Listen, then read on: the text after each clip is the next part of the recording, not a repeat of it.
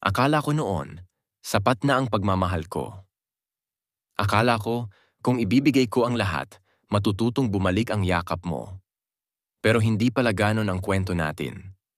Dahil kahit anong kapit ko, ikaw mismo ang bumibitaw sa atin.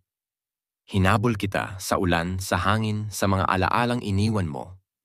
Pero sa bawat hakbang ko palapit, mas lalo kang lumalayo. Hanggang sa napagod na rin ako.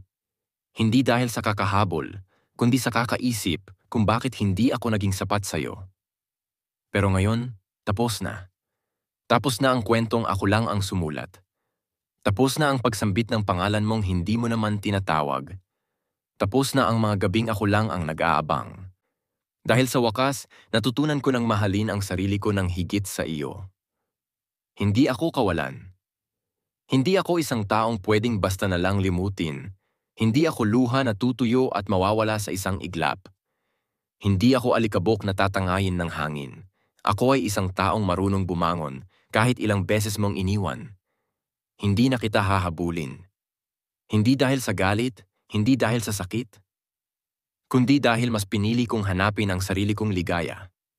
Sa isang mundo kung saan hindi na kita kailangang ipaglaban pa. Kaya lumakad ka na palayo. Dahil sa bawat hakbang mong papalapit muli isa lang ang sagot ko.